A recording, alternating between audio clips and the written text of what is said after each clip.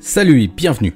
À chaque épisode, j'invite sur mon divan un lecteur ou une lectrice à venir parler de sa passion pour le comics. Je m'appelle Comics Grincheux et je vous souhaite une bonne écoute.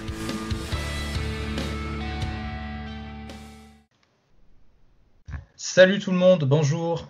Aujourd'hui, on se retrouve dans le divan comics et je suis très honoré, très content parce que on reçoit une dessinatrice française de comics bien connue. Vous la connaissez certainement pour son travail avec Pierrick Collinet sur The Infinite Loop, mais vous pouvez aussi la connaître pour les dessins qu'elle a réalisés sur des séries comme Starfire, Unstoppable Wasp ou bien encore ses travaux sur Star Wars. Et plus récemment, elle a collaboré avec Matt Fraction sur la série en 3 volumes November, qui est pour l'instant inédite en France. Alors, je pense que vous l'avez sûrement compris, j'ai l'honneur aujourd'hui de recevoir Elsa Chartier afin de parler comics et de ses lectures, de son parcours de lectrice comics. Salut Elsa, comment est-ce que tu vas ? Salut Simon, ça va très bien, merci. Il fait chaud, mais ça va. Écoute, je te propose de commencer en fait tout de suite, d'attaquer directement dans le vif du sujet. J'avais écouté une interview que tu avais donnée là récemment pour Vice.com où tu expliquais que tu avais découvert en fait les comics sur le tard et que du coup c'était pas quelque chose avec lequel tu avais forcément grandi, mais est-ce que tu connaissais, est-ce que tu étais déjà une adepte du 9e art de manière vraiment générale ? Est-ce que tu lisais ou est-ce que tu as grandi dans une famille qui lisait en tous les cas de la BD, du franco-belge ou tout autre ? Oui, pas mal. Mon père achetait beaucoup de BD, les classiques, hein, je pense qu'il ne s'est jamais aventuré dans des choses un peu moins connues, mais les Tintins, les Astérix, les Lucky Luke, etc. J'ai lu tout ça, Boule et Bill, le classique BD française, quoi. J'ai lu et je me souviens apprécier particulièrement Tintin, mais c'est vrai que j'ai pris de la distance avec ça, en fait, quand j'ai commencé à avoir, je sais pas, 12-13 ans à peu près. J'ai complètement arrêté, j'ai mis ça de côté. Mais au final, j'ai grandi comme beaucoup de gamins français en lisant de la BD franco-belge, quoi. Je sais pas si ça a vraiment formé mon esprit de maintenant, j'imagine un peu. Mais j'étais pas non plus extra fan de la BD d'une manière générale. Et j'ai perdu un peu le goût de la lecture, non seulement de la BD, mais de tout, roman et autres, entre mes 13 et 18 ans. Je n'ai pas beaucoup lu. Et je m'y suis remise après, un peu plus tard. Ouais. D'accord, ouais, tu t'y es remise après du coup. Ouais, t'as vraiment stoppé tout ce qui était lecture, on va dire, de l'imaginaire en fait.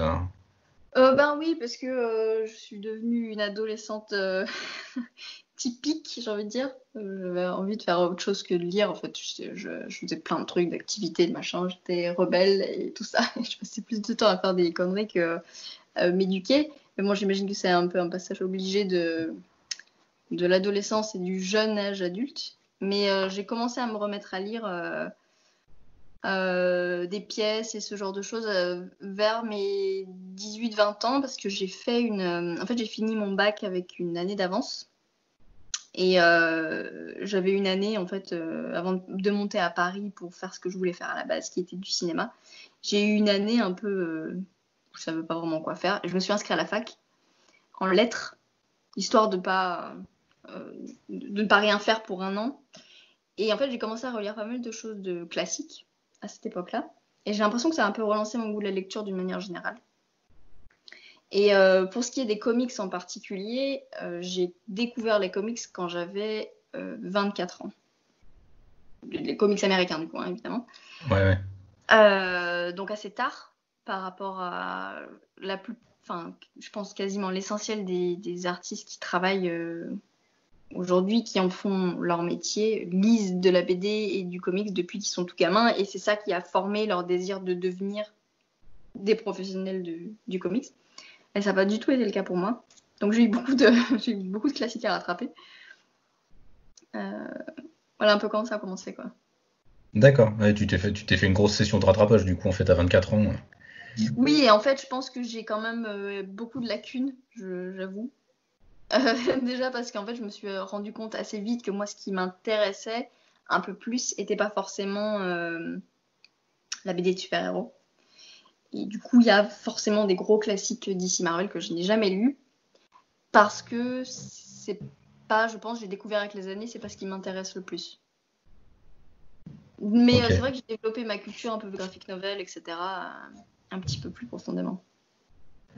D'accord. Mais du coup, parce que c'est vrai que ton style, souvent, en tous les cas, il a souvent été rapproché, en tous les cas, de celui de Darwin Cook et de Bruce Timm, qui eux, pour le coup, sont des artistes vraiment ancrés dans le super-héros, en tous les cas, ancrés dans du Batman ou de la Justice League, enfin, en tous les cas, du DC Comics de manière beaucoup plus large. Euh, tu penses qu'elle vient d'où en fait cette influence-là? Est-ce que ça vient quand même malgré tout juste de dessins peut-être que tu as vu comme ça? Non, ça vient de la série animée Batman que je Ouais. regardais. Donc, j'ai certes pas lu de comics quand j'étais jeune, mais en revanche, c'est vrai que j'adorais la série animée Batman. Et donc ça, je pense que ça a commencé à poser les graines en fait d'un style, d'un intérêt pour l'animation et d'un style un peu plus cartoon que réaliste. Mhm. Et en fait, quand je me suis remise aux comics, au tout début, que j'ai commencé à dessiner, mon style était réaliste en fait.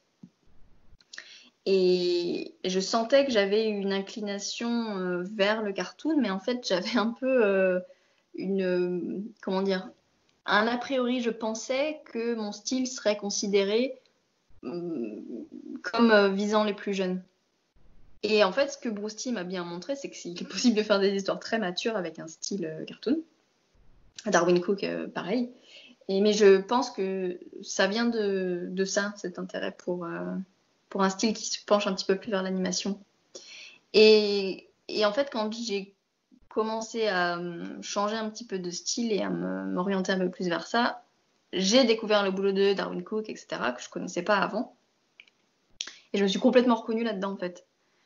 Ça me plaisait parce qu'il y avait ce niveau, cette dimension, on va dire dramatique, mais avec des formes que je trouve plaisantes, en fait, visuellement. Et je parle pas forcément des formes féminines, mais je parle des shapes d'une manière générale, comment les formes marchent les unes avec les autres, que j'essaye, moi, de transmettre dans mon travail aujourd'hui. Ouais, tu parles de l'imbrication visuelle en fait des différents éléments en fait dans la planche, c'est ça? C'est les principes de l'animation avec Hmm. les courbes contre les lignes droites, comment arriver à créer du dynamisme visuel euh, en une illustration fixe en fait. Et je trouve que les artistes qui sont dans ce courant visuel-là sont particulièrement efficaces Hmm. à retranscrire ça. Ah, et finalement, c'est pas si éloigné de ce que tu voulais faire de base avec le cinéma en fait, puisque tu restes au final dans le mouvement. Mais complètement. Et en fait, j'ai mis vachement de temps à comprendre que je pense que ce qui m'intéressait dans le cinéma, c'est deux choses. J'ai quand même mis 10 ans avant de comprendre. Hein.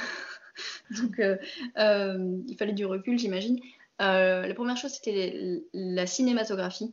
Donc, tout ce qui est la composition visuelle, mais les couleurs, la composition de plans, etc. Et le mouvement. Et en fait, je réalise qu'avec le comics, j'arrive à travailler ça de manière beaucoup plus directe. Puisqu'en plus, quand on est acteur, on travaille certes sur le mouvement, mais enfin, tout le reste, c'est hors de notre contrôle, disons. Et, et je pense que c'est pour ça que je me suis orientée vers le cinéma à la base.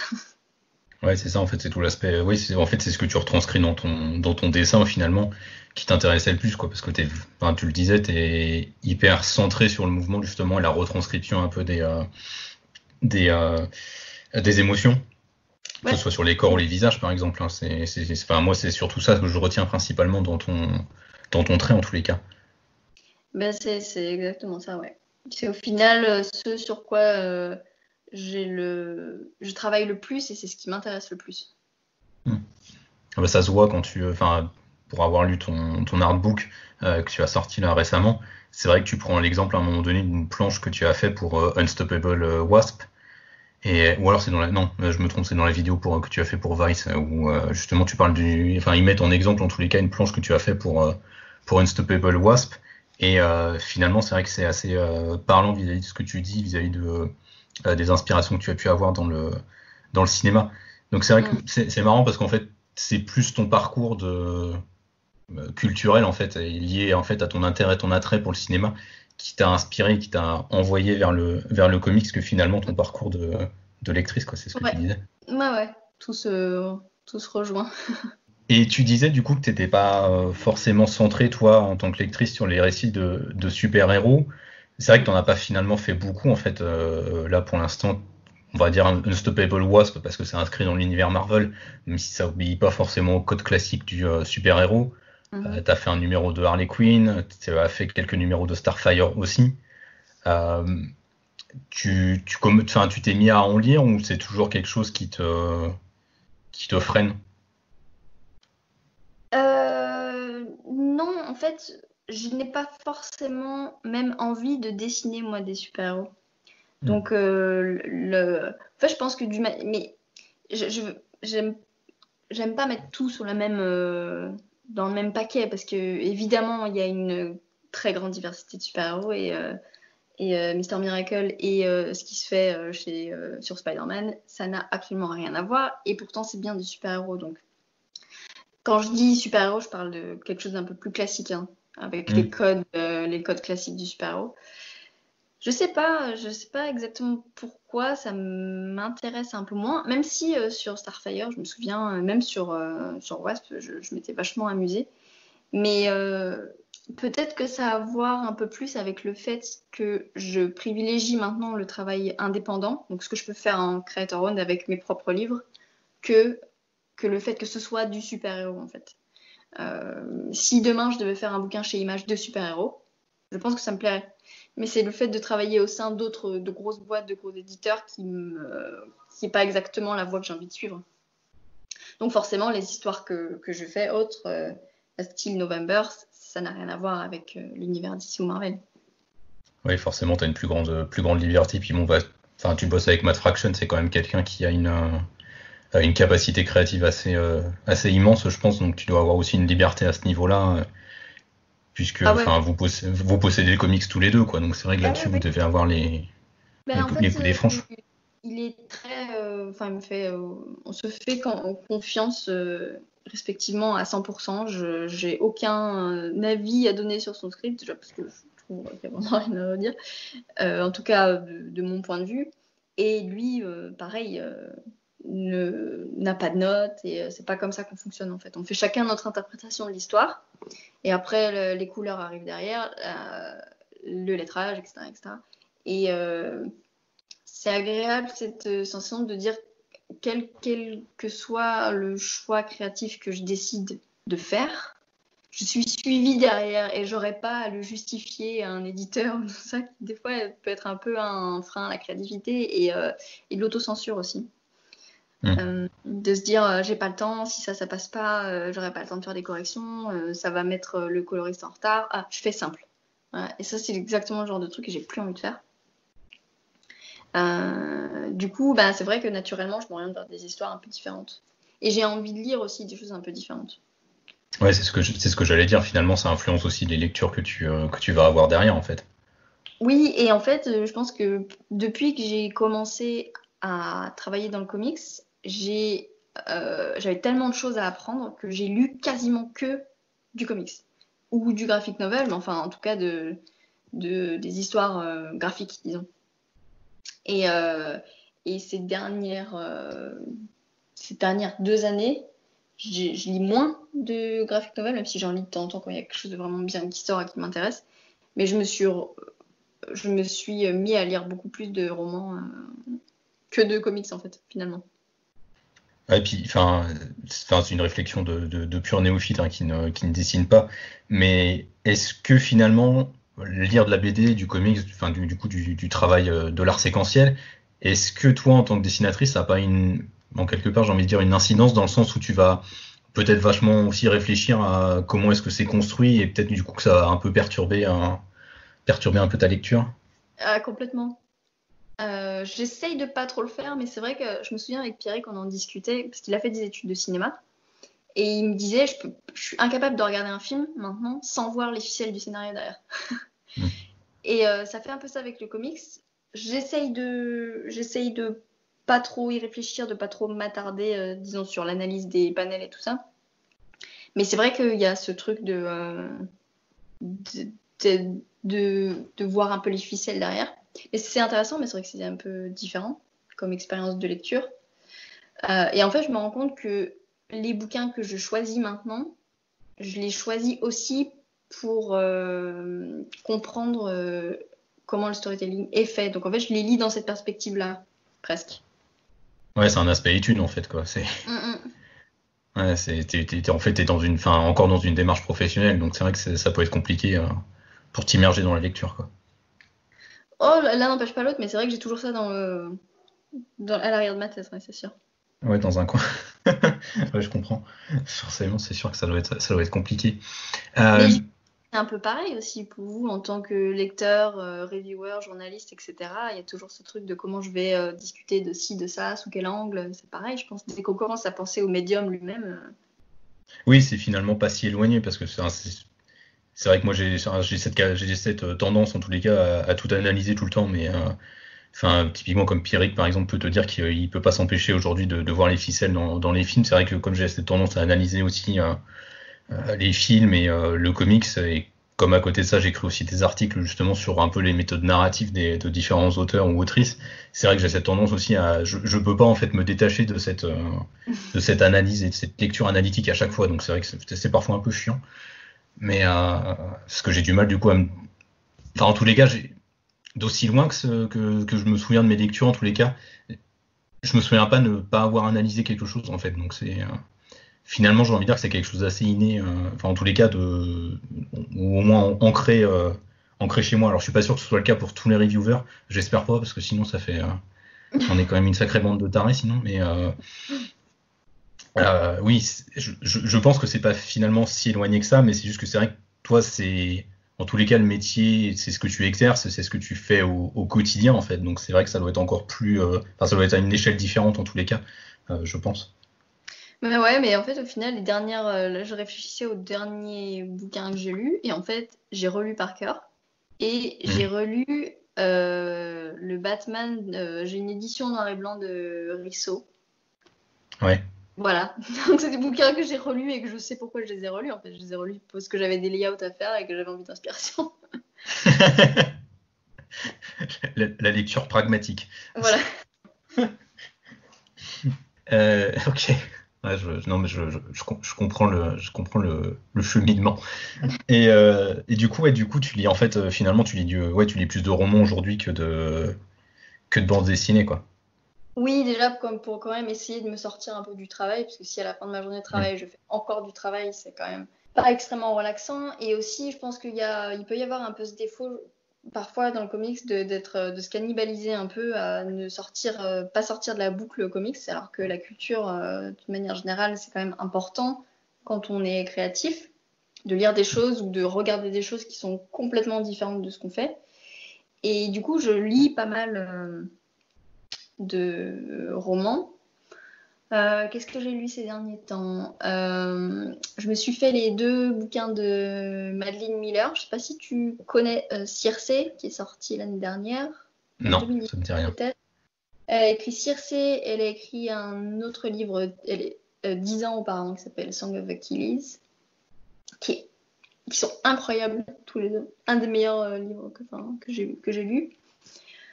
En ce moment, je suis en train de lire un livre de Patti Smith, Ah, je connais. Year of the Monkey. Je suis à la moitié de ça. J'ai une pièce à faire, une commission un peu extrême avec plein de personnages sur le film de Kurosawa, Rashomon, Mhm. donc, que j'ai vu, mais c'est adapté en fait d'une série de contes, donc je suis en train de lire la série de contes. J'ai plein de bouquins en même temps. Et qu'est-ce que... Oui, j'ai acheté récemment Les Testaments de Ouais. Margaret Atwood, qui est donc le prélude ou le post-lude, ou je crois que ça se passe après Handmaid's Tale. Je me suis arrêtée au milieu parce que j'ai vraiment pas aimé. C'est une déception affreuse parce que j'ai adoré Handmaid's Tale. J'étais en transe quand je lisais ce livre et je me suis dit, oh punaise, génial, les Testaments viennent de sortir, je vais lire ça. J'ai même pas réussi à le finir. Donc je suis encore en train d'un processus de deuil. C'est ça, t'es en processus de deuil vis-à-vis de ta déception, je comprends. Je le regarde tous les jours, je me dis, faudrait peut-être que je le finisse, mais c'est une telle déception que ça me fait mal. ça me fait ça aussi avec des romans des fois. Où je commence à les lire et puis... C'est dur, ouais. Ouais, c'est ça, c'est dur. T'arrives à un moment où tu te dis, non, mais en fait, je vais pas y arriver, quoi. Ouais, je comprends. C'est pour ça le comics, tu vois, c'est un peu plus simple parce que finalement, ça, si ça te plaît pas à un moment, bah tu peux décider d'arrêter au milieu, quoi. C'est pas trop gênant, je trouve. Ouais, et l'investissement de temps, et à moins de se lancer sur des séries de 20 tomes, l'investissement de temps est quand même moins important. Un roman, tu te lances, faut quand même. Ah bah ouais, faut y aller des fois. Enfin, là c'est vrai que l'été dernier, enfin, j'ai mis 2 ans à me finir Jérusalem de l'amour, par exemple, quoi. Donc, en termes d'investissement perso, c'est pareil, quoi. C'est dense. Ah, j'ai lu pas mal de Neil Gaiman aussi ces 6 derniers mois. Ah. J'ai lu American Gods. Ah, c'est super bien. Ouais. Adoré, punaise. J'ai même pas regardé la 2e saison de Amazon, parce qu'en fait, après avoir lu le livre, j'ai même plus besoin de voir la série. Ouais, c'est ça, c'est tellement bien. Et j'ai lu Good Omens, que j'ai un peu moins aimé. Ouais, qu'il a fait avec Terry Pratchett, c'est vrai que la combinaison des styles est peut-être un peu différente du coup. C'est très différent, c'est bien aussi, hein, mais c'est vrai que j'ai moins ressenti ce truc de folklore mystérieux que j'avais adoré dans American Gods. C'est différent, hein. Et par contre, la série, j'ai pas du tout aimé.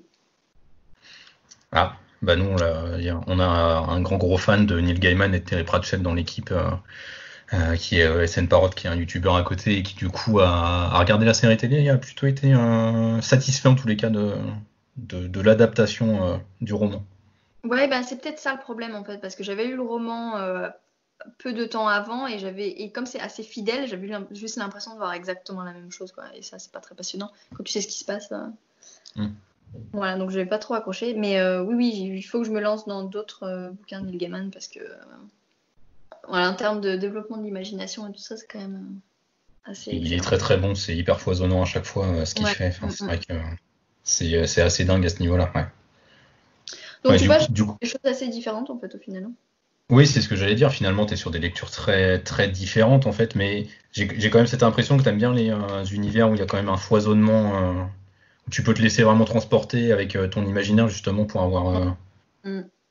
Ouais, et en fait, c'est un truc que je me suis rendu compte assez récemment. C'est pas du tout. Mais oui, j'aime bien avoir un truc qui me lance dans un univers un peu différent. Mais après, côté de ça, non, mais oui, j'imagine qu'en fait, c'est la même chose puisque les bouquins de George Higgins, ça se passe dans les années 50-60, donc même.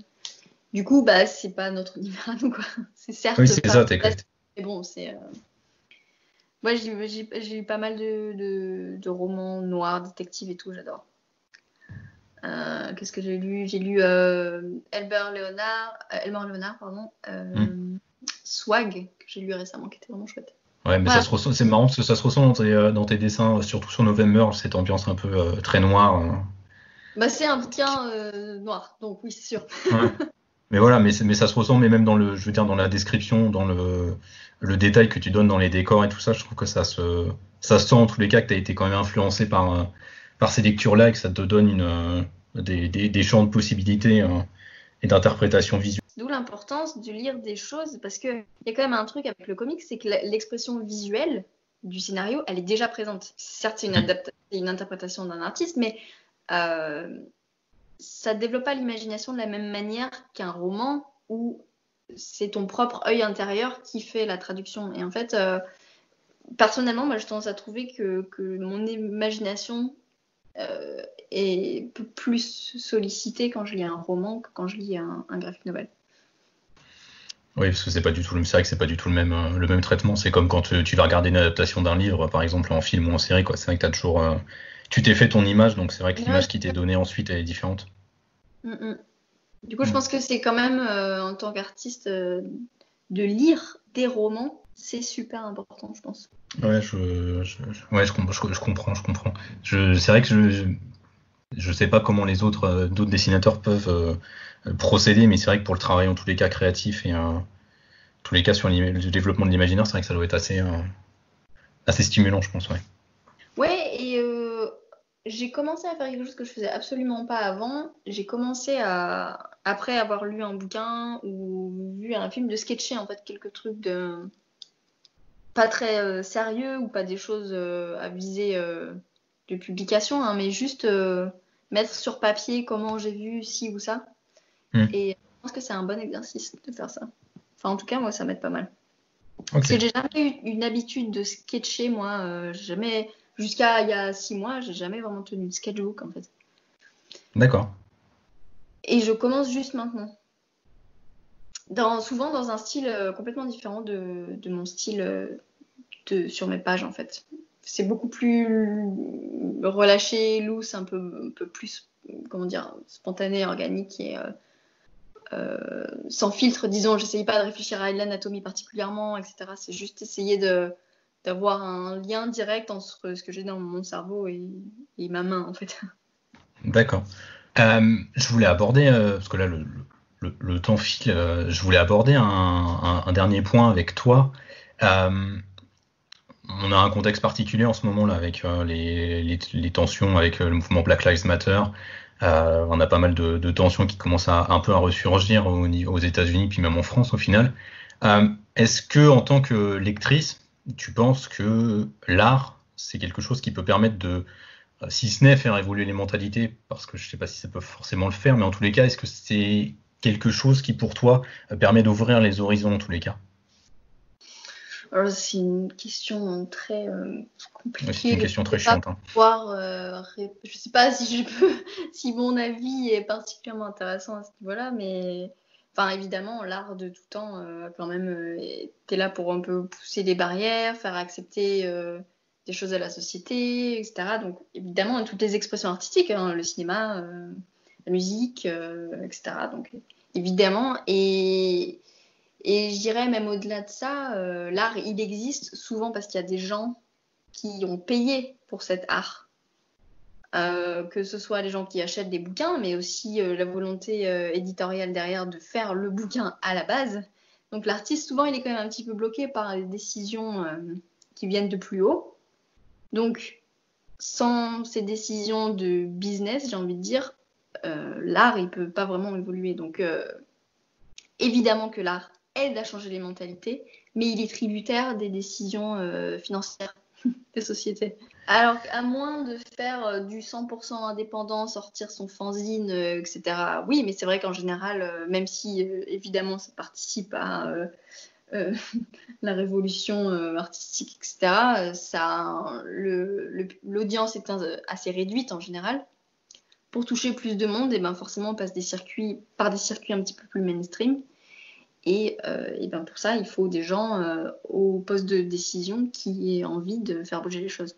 Ou qui soient obligés de faire bouger les choses, parce que je pense qu'il ne faut pas se faire d'illusions. Hein. Oui, c'est ce que j'allais dire. Tu penses en tous les cas je trouve en tous les cas que les comics ont essayé en tous les cas d'avancer sur cette question-là.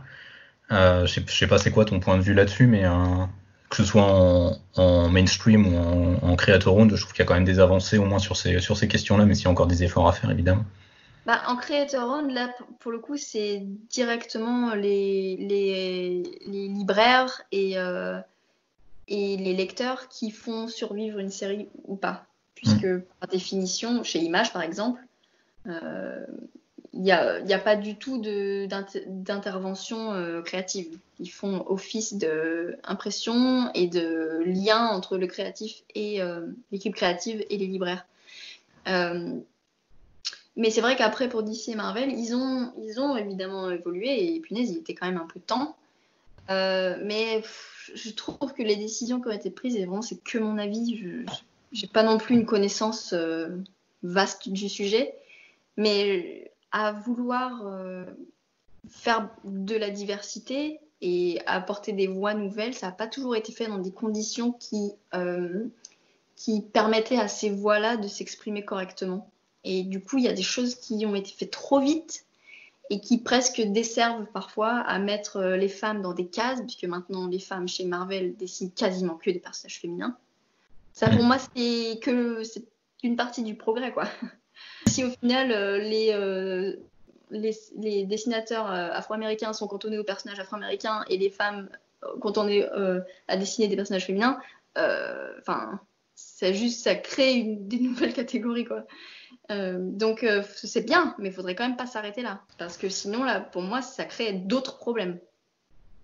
Oui, ça crée un autre problème d'ouverture, d'ouverture. Après, ça devient, c'est des comics pour les meufs, par les meufs.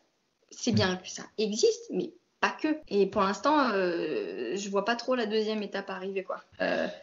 Même des scénaristes féminines, la plupart du temps, elles sont sur des séries avec des personnages féminins, quoi.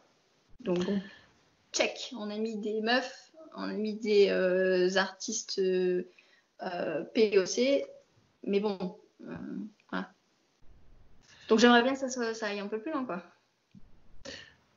Ouais, non, mais c'est vrai que j'étais en train d'essayer de réfléchir, mais je vois finalement peu de scénaristes de scénaristes femmes qui écrivent sur des hommes. C'est vrai que j'étais en train de me faire la réflexion, là, ce que tu dis, et j'ai Kelly Sue DeConnick qui écrit Aquaman, quoi, et je crois que c'est la seule qui me vient en tête. Voilà.